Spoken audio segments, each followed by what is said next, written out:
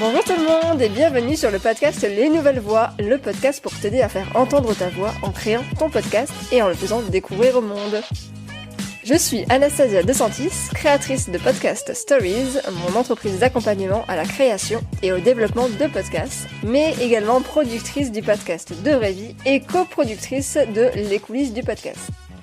Les Nouvelles Voix a pour but de te donner des clés, des conseils et de l'inspiration pour utiliser le podcast comme un outil pour partager ton expertise ou ta passion, prendre la parole sur un sujet qui te tient à cœur, ou encore pour développer ta marque, ton business en créant une relation privilégiée avec tes auditeurs et auditrices.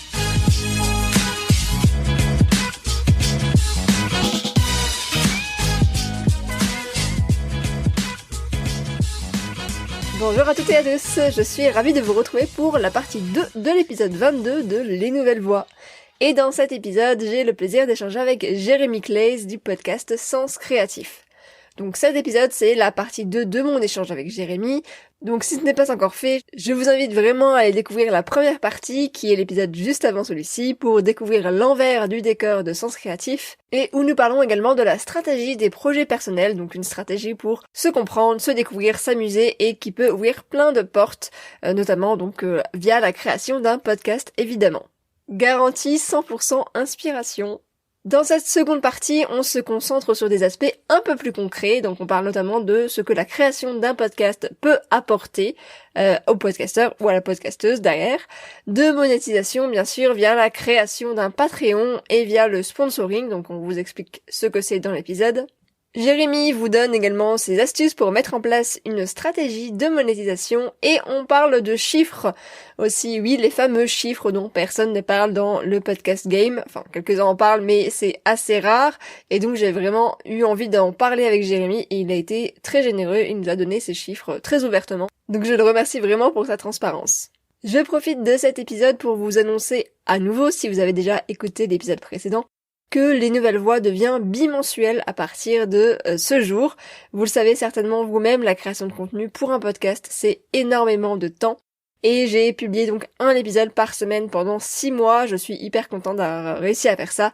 Mais voilà, là il y a d'autres projets qui s'ouvrent à moi et forcément j'aurai moins de temps à me consacrer à la production d'un épisode par semaine. Et j'ai pas non plus envie de bâcler les choses juste pour dire que je garde le rythme.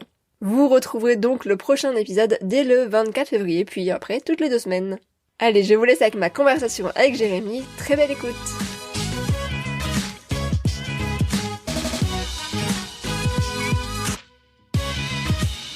J'aimerais parler aussi, bon, je pense qu'on en a un petit peu parlé, mais est-ce que tu as envie de rajouter 2 mots sur ce que ça a changé dans ta vie, le podcast, depuis que tu l'as créé, donc ça fait bientôt 2 ans. Qu'est-ce que ça t'a apporté, qu'est-ce que ça t'apporte et qu'est-ce que ça a changé dans ta vie, même si on en a un petit peu parlé. Ouais. C'est compliqué parce que ça a changé beaucoup de choses, je crois. Je pense que dans un premier temps, c'est venu m'apaiser. Je pense qu'il y a toujours eu, tu sais, quand je suis arrivé à Paris, je connaissais personne. J'ai rejoint juste ma chérie et j'avais un contact qui est un de mes meilleurs amis, Laurent Bazar. Mais sinon, je connaissais personne à Paris, dans le milieu ou même amicalement, tu vois. Il y avait les quelques potes de ma chérie et puis c'est tout. Puis le travail d'indépendant, c'est pas là où tu fais plus de rencontres. Ouais. Et donc du coup, pour moi, Sens Créatif est venu enfoncer un clou que j'enfonçais depuis longtemps, mais qui était genre, suis-je tout seul avec ses réflexions et ses questionnements? Et il s'avère que, comme tu le disais au début, on fait des métiers solitaires. Donc... mais comme pour beaucoup de choses, dans les gens qui vivent des difficultés, quelle que soit la difficulté, le trait commun, c'est qu'on a toujours l'impression d'être tout seul à galérer avec ces questionnements. Et le fait de créer ce médium et d'envoyer ce signal sur les internets et d'entendre qu'il y a un écho, c'est en ça que je parle d'apaisement, c'est genre, ok, je suis pas tout seul, on est plein, et c'est d'aller à cette rencontre-là, d'aller rencontrer my people, comme on dit en anglais, tu sais. Et puis après, je pense qu'une fois que ça s'est apaisé, je pense que quand il y a un écho humainement, quel que soit le sujet, podcast ou pas d'ailleurs, juste que tu as une personne en face de toi qui dit « je te reçois » et je te renvoie le message, Et je l'agrémente de mes réflexions et de... On n'est pas dans quelque chose de confrontationnel, on est dans un partage. Tu sais, quand tu partages, quand il y a ce truc un peu sur les réseaux sociaux, moi je pense ceci, je pense cela, et puis quelqu'un dans les commentaires, ah, moi je suis pas d'accord, blablabla. Que dans le podcast, le fait que, et dans toute création artistique d'ailleurs, c'est pour ça que je suis très attaché à la non-violence et à la création artistique. Je fais peut-être un aparté, mais c'est lié à ta question, c'est que quand on ressent tous des choses et on a cette tendance parfois à vouloir lever le poing et la balancer comme ça à la gueule des gens. Ce que je peux comprendre, de la colère ou des difficultés ou des blessures, je ne sais quoi. Que quand, en tant que créateur, tu vas dans ton studio, ton atelier, quoi que ce soit, tu écris un poème, tu fais une chanson, tu fais une peinture, tu crées un podcast, tu fais une BD, je sais pas, tu transcendes en fait ton sujet. Et donc en fait, quand tu le partages aux gens, les gens, les récepteurs en face de toi peuvent ne pas forcément être d'accord avec toi ou apprécier ce que tu as créé. Mais en tout cas, il y a un minimum de... Il ou elle a pris le temps de créer cette chose qu'il juge important et de me le partager. Et ce qui fait que quand moi, je partage, prenons un épisode de podcast, je reçois souvent ces retours qui viennent me nourrir. T'as les retours négatifs Très peu. Ouais. J'en ai eu quelques-uns, mais tu vois, je m'en souviens même pas. Alors qu'en général, ça marque, tu vois. Après, je suis pas non plus en train de toucher. Il y a des sujets qui sont beaucoup plus sensibles que le sujet que j'aborde. Le milieu de l'illustration a d'ailleurs, j'aborde pas que l'illustration sur mon podcast, mais beaucoup. Il y a cette ADN très bienveillante en soi.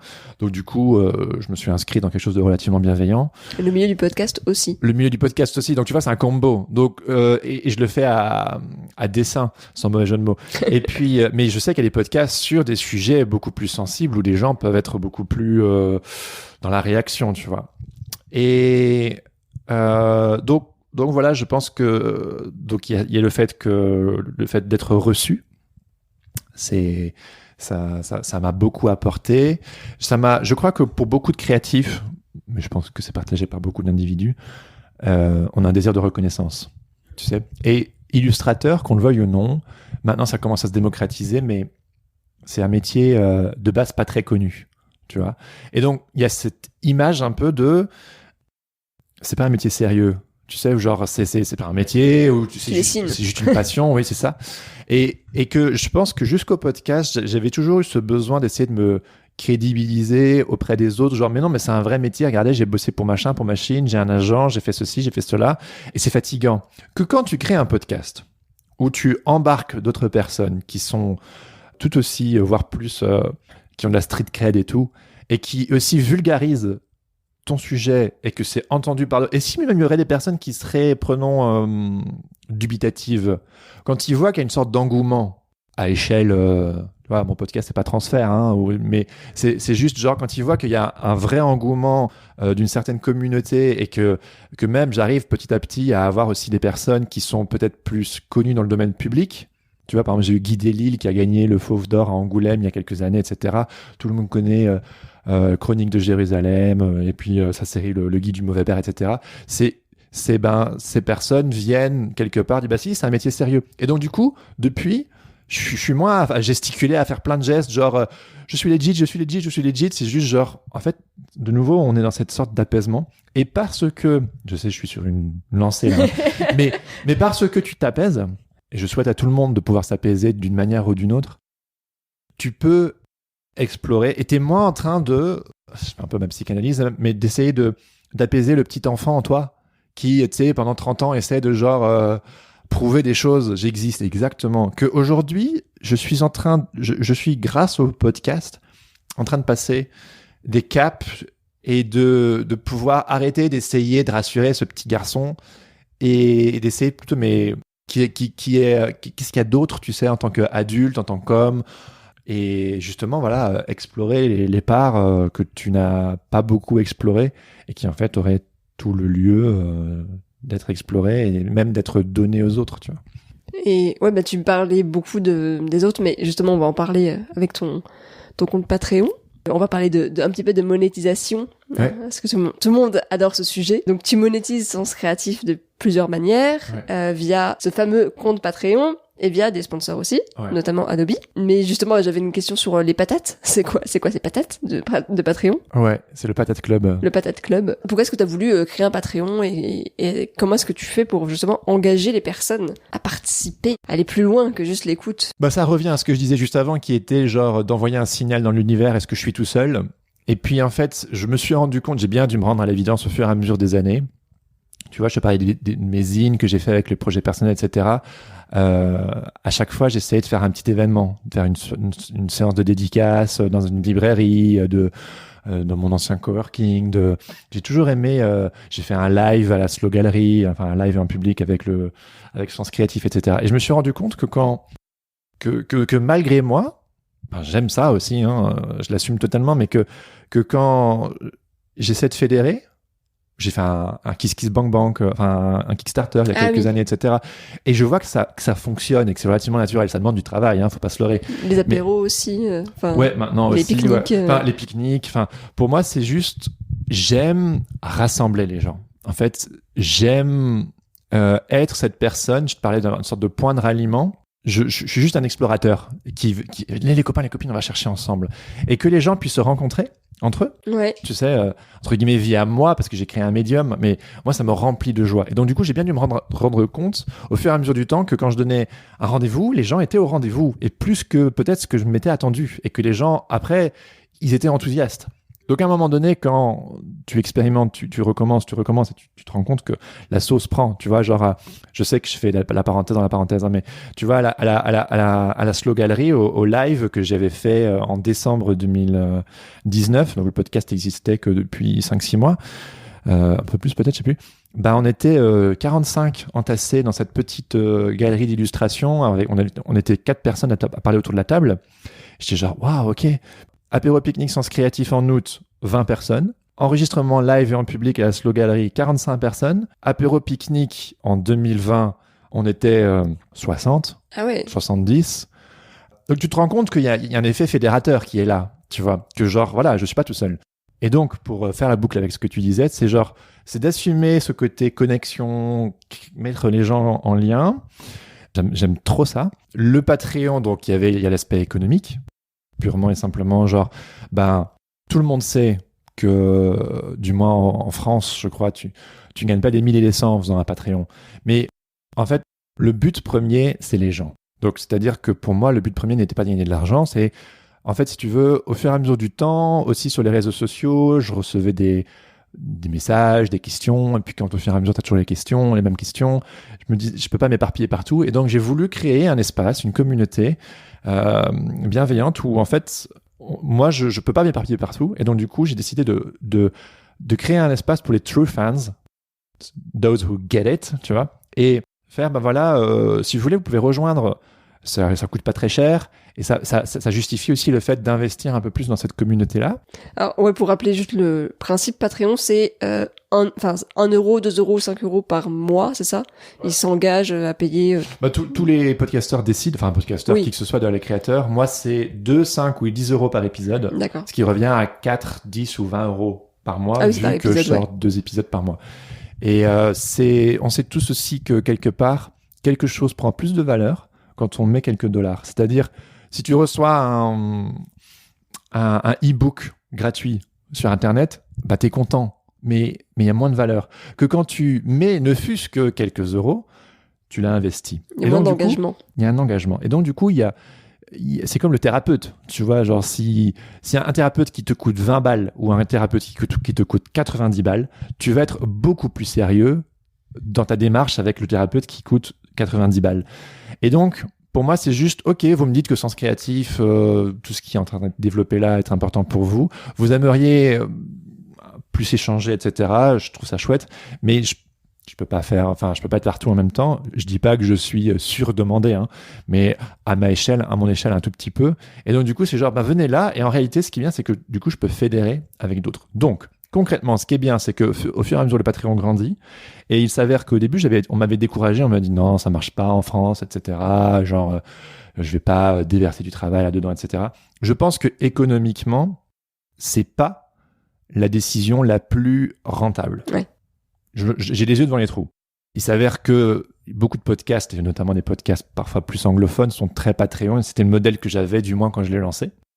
J'essaie peut-être de le faire évoluer petit à petit, mais c'est encore très au stade embryonnaire. Mais c'était le modèle que j'avais. Et donc, j'étais content. Et donc, ça s'est développé. Après, et donc, ça me permet juste de rentrer un peu dans mes frais et tu vois, de... Et est-ce que tu arrives à savoir, très concrètement, combien de pourcents de personnes qui t'écoutent participent au Patreon? Je sais pas si t'as fait le... Non, pas vraiment. À l'heure actuelle, j'ai 75 Patreons. Et je pense que en moyenne, mes épisodes sont écoutés en moyenne. Je sais que j'ai grosso modo 12 000 écoutes par mois et une moyenne de 2500 écoutes par épisode. Mais après, tu vois, j'ai des épisodes qui sont écoutés 3000, 4000 fois, mais c'est avec le temps que ça s'accumule. Mais je pense que quand tu fais une sorte de moyenne, tu vois, 2500. Donc, 2500 écoutes, si on part du principe qu'il y en a qui sont parfois écoutés 2 fois, etc. Je sais pas moi, 2000 écoutes, 77 personnes, c'est pas beaucoup. Alors attends, je vais faire un calcul. C'est un rapide petit calcul. Ouais, ça fait 3-4% à peu près. Tu vois. Mais c'est bien de l'avoir en tête, quoi. Après, tu vois, j'ai conscience aussi que la communauté que je vise n'est pas la communauté la plus riche. C'est-à-dire, tu sais, il y a ces podcasts de personnes qui ont fait école de commerce, marketing et tout ce que tu veux, et que tu te rends compte que ces personnes-là, tout ce qui touche se transforme en argent. C'est pas moi. Et même si je voudrais, j'ai pas tous ces leviers, toutes ces connaissances, je les picore au fur et à mesure et je veux garder l'humain au centre. Et je dis pas que ces personnes ne mettent pas l'humain au centre, mais en tout cas, c'est plus des commerciaux, tu vois. Et moi, je sais que quelqu'un disait un peu en rigolant dernièrement que les illustrateurs, c'est un peu les gilets jaunes de la créativité, tu vois. Donc, je sais que je m'adresse pas aux gens les plus riches. Quelqu'un me disait d'ailleurs que si je voulais peut-être plus gagner d'argent avec Sens Créatif, je devrais peut-être faire un podcast pour les agences de com et de pub plutôt que les créateurs. Parce que les créateurs, c'est le prestat, mais ceux qui ont l'argent, c'est les agences de com et de pub, tu vois. Bref. Mais c'est en ça que pour moi, ce qui est important, c'est de pouvoir... Ce projet m'apporte tellement de vie, me dynamise, que c'est important, et là je vais faire la boucle sur ta seconde question sur le sponsoring, Adobe et compagnie, c'est qu'à un moment donné, ça a beau être passionnant, ça coûte quelque chose en termes de temps, d'investissement. Et le temps, c'est de l'argent. Le temps, c'est de l'argent. Money, money, money. Et moi, la saison 1 avait été sponsorisée par le podcast Creative Pep Talk de mon ami Andy G. Pizza, qui lui m'avait aidé. Dans mon podcast, au début, s'insérait dans cette sorte de filiation. Vous avez aimé Creative Pep Talk, mais c'est en anglais. Et c'est en anglais. Vous aimerez probablement Sens Créatif, et c'est en français. Parce que ce type de format en français, hormis Exquise qui était là avant moi et qui m'a appris beaucoup de choses, n'existait pas en France. Et en pays francophone, très peu. Que les anglophones, ils sont rodés à ce type des podcasts sur les métiers créatifs et d'une image, il y en existe pléthore. Donc il y a eu cette filiation. Ensuite, saison 2, pas de sponsor, parce que là, moi, mon but, c'était de fédérer la communauté. C'est ce que j'ai, je crois, réussi avec mes petits moyens à faire. Et tu penses que c'est pas compatible d'avoir des sponsors et... Si, mais en fait, c'est juste que les choses prennent du temps. Ouais. C'est-à-dire que la saison 2, je voulais, au début, avant que le 2020 soit le merdier qu'on sait qu'il a été, je m'étais dit, saison 3, il y aura un sponsor. Saison 2, je mise tout sur les Patreons. Et puis, donc, c'est ce que j'ai fait, mais au fur et à mesure de l'année, c'était pas facile. Et j'ai quand même réenvisagé le sponsor plus tôt. J'ai fait des relations presse, j'ai commencé à plus créer des relations avec Adobe et compagnie, parce que pour moi, Adobe, dans mon secteur, c'est un peu... le Graal. Tu peux pas tester, quoi, tu vois. Et il s'avère que, quand bien même j'aurais voulu que peut-être Adobe sponsorise plus tôt, les choses prennent du temps, ou alors c'est moi qui suis lent, ou peut-être que c'est 2020 parce que c'était 2020, ou parce que j'avais pas tout saisi, ou parce que j'étais pas encore assez legit pour être intéressant, ou je ne sais quoi. Mais ce n'est que fin 2020 que Adobe est venu me chercher parce qu'ils voulaient promotionner leur conférence en ligne qui habituellement est physique mais qui n'était pas possible à cause de la situation sanitaire. Et donc moi j'étais genre... Et ils sont venus me chercher mais parce que je connaissais quelqu'un aussi qui les connaissait. Enfin tu vois, c'est les ramifications. Oui. Et puis j'ai dit oui, je vous fais votre campagne pour promotionner votre événement. Et puis je leur ai glissé un dossier que je travaillais depuis des mois où c'était genre, et by the way, si vous voulez sponsoriser la saison 3 dans son entièreté, on peut faire affaire. Et en fait, ils ont tout de suite été partants. Et pour moi, c'est une reconnaissance mais c'est aussi un soulagement financier qui me garantit X euros tous les mois pour pouvoir faire un projet qui me plaît et pour pouvoir aussi me projeter par la suite et investir dans toutes ces choses qui me paraissent, qui bouent à l'intérieur de moi, quoi. Et est-ce que tu acceptes de partager tes chiffres? Mes chiffres? Ouais, c'est-à-dire combien je gagne? Ouais, parce que tu disais t'as 12 000 écoutes par mois à peu près. Pour donner, parce qu'en fait les chiffres dans le podcast c'est tellement rare. Je gagne, j'ai dealé 10 000 euros. Pour toute la saison 3, c'est ça? Pour 20 épisodes. Pour 20 épisodes, ok. Non mais en fait c'est bien d'avoir des chiffres pour savoir ce qu'il y a sur le marché. Ouais, ça revient à 500 euros par épisode pour dire en début d'épisode Adobe c'est trop bien.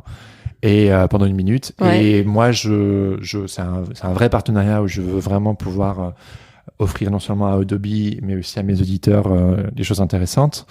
J'essaie de le faire avec humour et j'essaie de penser comment est-ce que je peux rendre cette publicité amusante à écouter et pas genre oui c'est la publicité et puis tu la passes, zappes, quoi. Tu vois. Ouais. Donc j'essaie de rendre ça attrayant. J'essaie de voir aussi avec Adobe si on peut pas trouver des deals pour les auditeurs, enfin des trucs comme ça.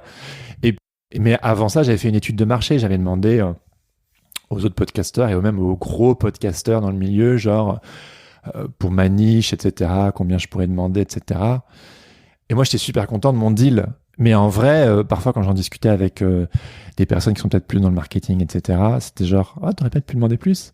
Et j'ai vu que Adobe a tout de suite accepté. Ah oui. Et si on négocie pas, ça veut dire que c'était pas assez cher. Ouais, c'est ça. Alors, moi, je suis très content moi, c'est ce que je voulais. Les 10 000, tu vois. Pour moi, financièrement, c'est 1 000 euros par mois, tu vois. Surtout dans les temps dans lesquels on est, 2020, 2021. Moi, je bosse dans le domaine culturel. Je veux dire, l'illustration, c'est pas non plus le truc où tu gagnes plein de sous, tu vois. Moi, je suis un fervent défenseur du fait qu'on peut très décemment, même très bien gagner sa vie en faisant ce métier, mais tu t'achètes pas une villa.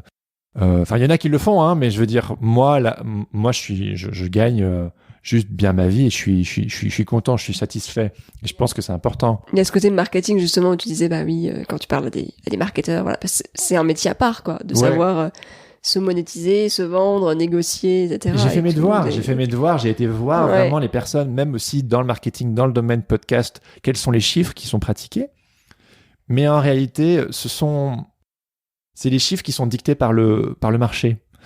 Et c'est les gros poissons qui définissent les prix du marché. Alors qu'en réalité, t'es pas obligé de t'insérer dans le dictat. Tu peux, si tu veux, demander plus. Alors maintenant, voilà, j'assume, c'est très bien, je suis content. Pour de vrai, je suis satisfait. Mais ça m'a fait revoir la chose en disant, peut-être que tu pourrais être plus ambitieux, mais c'est pas juste le côté greedy, genre plus. C'est juste genre, non, mais en fait, ça te permet d'investir. Et c'est tout le côté entrepreneurial. Exactement. Et sachant que, faut pas se mentir non plus, le podcasting, en France notamment, en est au stade embryonnaire. Hein. Je veux dire, c'est une économie très fragile. Et donc, c'est pas un gros mot d'essayer simplement de se dégager des fonds pour quelque chose. Je veux dire, n'importe quel travail, parce que ce qu'on fait, on met beaucoup d'énergie dedans. Et il y a ce côté pur parce que soit on gagne rien, waouh, ou alors on gagne pas grand-chose, waouh, c'est pur. Et que quand tu essaies de le monétiser, il y a ce côté, tu le monétises. Mais genre, mais oui, mais c'est du taf, vous vous rendez compte? C'est très français, ça. Oui, c'est très français. De réagir comme ça. Les Américains, il y a de la pub, quoi. Bon, après, eux, c'est un petit peu tout much. Voilà, hier, j'écoutais un podcast que je découvrais. Il y avait 5 pubs. C'est imbuvable pour un Européen. Au milieu, à tout moment. Et moi, j'étais genre, tu vois, non. Que pour moi, ce que je peux envisager, moi, personnellement, c'est un sponsor. Ce que je peux supporter sur un podcast français, c'est peut-être 2 sponsors, mais encore là, je suis un peu genre, ça m'ennuie un peu, mais d'accord. Mais c'est tant mieux plus que 2. Ouais. C'est très rare d'ailleurs, 2 sponsors. Mais bon, c'est vrai que la monétisation, c'est un sujet qui revient souvent et on me demande souvent, moi, mais combien est-ce que je dois demander, etc. Et c'est encore compliqué. Ça dépend à qui tu t'adresses, ça dépend de quoi tu parles. Ça dépend, par exemple, Adobe, effectivement, c'est énorme, quoi. Je sais pas si t'avais eu un plus petit sponsor, est-ce qu'ils auraient accepté, tu vois? Non, ils auraient pas accepté, mais voilà. Et aussi, j'ai conscience que je m'adresse à une niche, tu vois, dans le monde du podcast, concrètement. 2500 écoutes par épisode. Là, je suis au total en cumulé 45 épisodes dans les dents. Je suis à 146 000 écoutes, un truc comme ça. Il y a des podcasts, et c'est même pas des grosses maisons, hein. Mais il y a des podcasts qui te sortent un épisode, c'est 150 000 écoutes l'épisode, tu vois. Et donc, et c'est pour ça que je te parlais, genre, c'est ces gros poissons qui défisent pour eux 10 000 euros. Tu sais, pour de la pub, c'est rien. Pour moi, c'est beaucoup. C'est ça. Et donc, du coup, mais en même temps, moi, ma force, c'est que je m'adresse à une niche. Et donc, du coup, j'ai pas besoin d'être intéressant pour une marque, d'avoir 150 000 écoutes. Si j'en ai que 2500, mais qualifiés, c'est genre 2500 personnes qui, tous les mois, et qui sont très fidélisées, sont genre, oui, ça me parle, ça. Mais en fait, pour une marque, c'est tellement plus intéressant que si un podcast généraliste qui fait 150 000 écoutes et qui parle d'Adobe, bah, ça va intéresser c'est ça. un dixième de l'audimat. Ça se dit, de l'audimat, de l'audience. De l'audience. Ouais, de l'audience. C'est bien. Donc, tu vois, c'est tout ça, et ça demande beaucoup de temps. C'est pour ça que je te disais, genre, j'aurais bien voulu être sponsorisé économiquement, parce que 2020 était compliqué plus tôt. Mais en fait, tout ce temps d'études de marché qui a abouti au fait que j'ai eu une sorte de deal fin 2020 et que ça a abouti pour le premier épisode et toute la saison 3 de 2021, ça prend tu m'excuseras le terme, un putain de temps, quoi. Et puis, comme tu disais, le marché est pas encore mature du tout. Et les marques qui n'ont pas l'habitude de travailler avec des podcasteurs, elles ont justement envie, enfin, elles s'attendent à des chiffres, je sais pas, de la télé ou des chiffres de YouTube, même, qui quand même, ils ont des chiffres plus importants que le podcast. Et il y a aussi ce travail-là, nous, de devoir un petit peu démontrer que oui, dans le marché du podcast, c'est différent. Voilà, c'est ça. Et c'est fatigant parce que dans les faits, certes, c'est plus petit le podcast que la télé, le cinéma ou la radio, je sais pas quoi, mais c'est peut-être beaucoup plus efficace parce qu'en fait, les gens sont beaucoup plus fidélisés avec un podcast. Donc, c'est toute la fragilité d'un média jeune, mais qui enthousiasme beaucoup plus qu'une publicité à la télévision. Et donc, essayer de prendre le client, les gros poissons qui ont l'argent, les prendre par la main en disant there, it's okay, ça va aller. Et c'est difficile de devoir leur dire, vous devriez miser sur moi, et voici pourquoi vous devriez miser sur moi. Et by the way, donnez-moi une somme suffisante et raisonnable et même intéressante, parce que vous allez avoir un retour sur investissement. Le souci, c'est que vu qu'on est dans une économie jeune, les preuves, il n'y a pas 10 ans de preuves pour les rassurer. C'est ça. Et un investisseur a besoin d'être rassuré. C'est pour ça qu'on balbutie tous, et c'est normal en fait de... Mais c'est rassurant en fait de l'entendre de podcasteurs un peu comme toi qui ont des sponsors, qui ont fait les tests, parce que nous on se pose toujours des questions. Les petits podcasteurs, il y a beaucoup de petits podcasteurs et on est toujours en train de se poser des milliers de questions. C'est rassurant de se dire ok, bon, tout le monde se pose ces questions en fait sur comment ça marche. Tout le monde se pose ces questions, c'est normal. Et moi, si j'aurais un conseil, c'est genre, allez-y à fond. Tu vois, moi, j'ai toujours voulu Adobe, personne d'autre. J'avais bien des plans B, des plans C, mais c'est Adobe que je voulais. Et j'ai pas lâché. J'ai pas lâché ce filon. Même depuis, en fait, je suis arrivé en 2013 à Paris. Je te disais en off tout à l'heure que à partir de 2014, je suis allé à une rencontre de créatifs et la soirée était sponsorisée par Adobe. Depuis, je n'ai cessé, mais parce que humainement, c'était les créatifs et tout, c'est normal. Je n'ai cessé de relationner et de creuser mon petit trou là où il y a Adobe. Donc c'est pas comme si je sors de nulle part et que je suis genre... si j'étais vraiment un podcast encore beaucoup plus gros, je pourrais venir de nulle part et dire il y a un lien. Mais en réalité, vu que je suis un podcast, je pense, de taille moyenne, enfin j'en sais rien même, j'en sais rien. Mais c'est juste genre, en fait, ça fait des années que je creuse dans cette direction et j'étais pas... en 2014, je savais pas que je ferais un podcast, tu vois. Mais c'est juste genre, c'est logique. Et en même temps, ben voilà... c'était Adobe que je voulais et j'ai toujours été comme ça. S'il y a vraiment quelque chose que je voulais, j'ai jamais voulu me résoudre à moins que ce que je voulais, tu vois. Mais ça demande une énergie. Du temps aussi, comme tu disais. Mais il y a aussi ce côté fierté, quoi. Parce que tu dis, bah voilà, maintenant mon sponsor, c'est Adobe.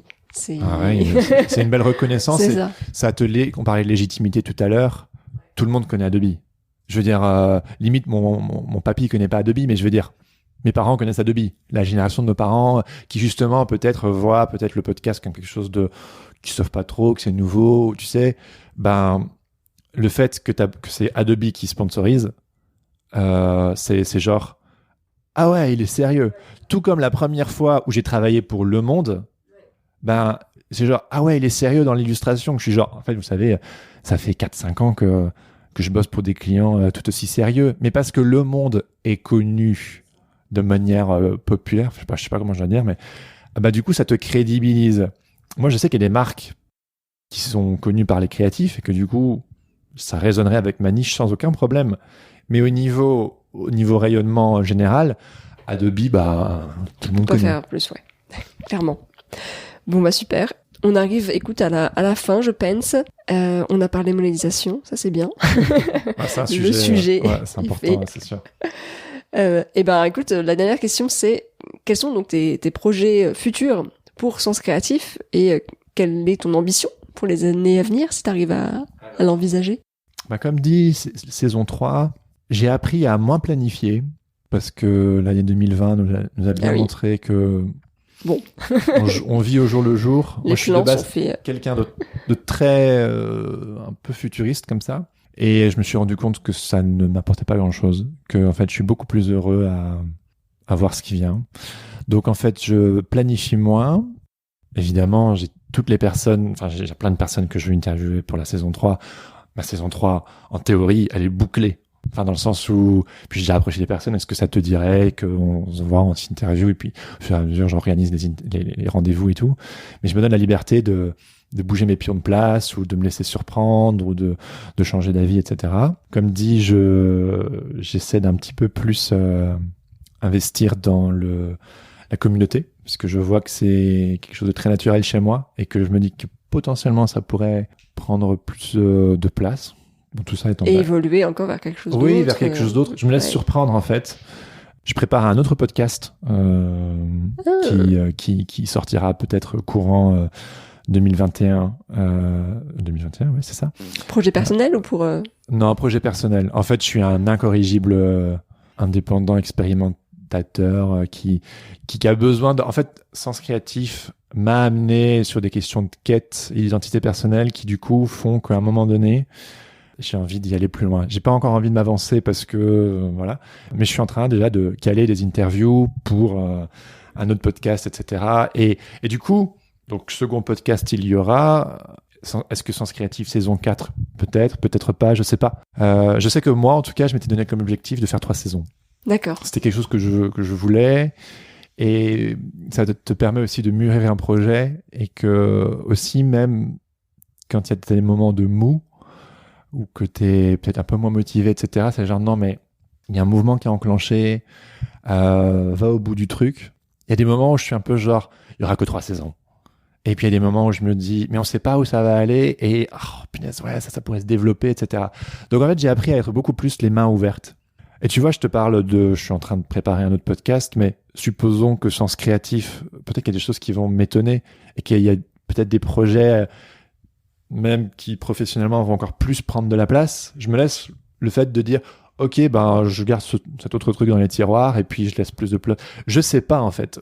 En fait, ces 3 mots, je sais pas, sont des mots que j'utilise beaucoup plus après 2020. Après 2020, mais c'est sûr, hein, ça vient bousculer plein de certitudes et tout. Je suis toujours dans une sorte d'intentionnalité, de jeu, mais adviendra ce qui adviendra et c'est beaucoup. Et toujours avec le plaisir. Je pense qu'il y a cette notion-là qui est importante aussi. Que, si on ne fait pas plaisir... Voilà. Surtout dans des projets personnels, quoi. À un moment donné, t'es là pour te faire plaisir. Si tu prends plus de plaisir, arrête. Mais oui, je suis d'accord. C'est hyper important, la notion de plaisir. C'est quelque chose que, d'ailleurs, au plus je fais des interviews sur Sens Créatif, au plus c'est ce qui ressort. Le plaisir, l'envie, c'est bateau. Et c'est ça qui résonne en plus chez les gens. Quand tu prends du plaisir toi-même, moi je vois bien les interviews où vraiment ça sort, pas ça sort du lot, mais j'ai vraiment pris beaucoup plus de plaisir qu'une autre. Je vois bien que c'est celle-là qui fonctionne mieux parce que aussi j'arrive à mieux la vendre, j'arrive à mieux en parler, enfin voilà. Mais oui, faites-vous plaisir, c'est tellement important. C'est le mot de la fin. C'est ça. Je te l'ai donné intentionnellement. Parfait. Et ben merci beaucoup Jérémy. Donc où est-ce qu'on te retrouve sur ton podcast Sens Créatif et sur Instagram? Toutes les plateformes, Instagram majoritairement, mais vous me trouverez aussi sur LinkedIn, Twitter, Facebook, le vieux Facebook, mais majoritairement sur Instagram, ouais. Ouais, t'es pas mal actif. Bon bah parfait. Merci beaucoup. Merci à toi. Et voilà, c'est la fin de la seconde partie de cet épisode avec Jérémy Clays. J'espère que cet épisode en 2 parties vous a plu, qu'il vous a inspiré et qu'il vous a permis de comprendre l'envers du décor d'un podcasteur illustrateur. Si cet épisode vous a plu, n'hésitez pas à le partager autour de vous pour en faire profiter d'autres auditeurs et auditrices. Et je suis sûre que vous trouverez dans votre entourage des personnes pour qui cet épisode sera utile. Je vous souhaite une très belle journée, très belle soirée, très belle nuit. Et je vous dis à dans 2 semaines pour un nouvel épisode.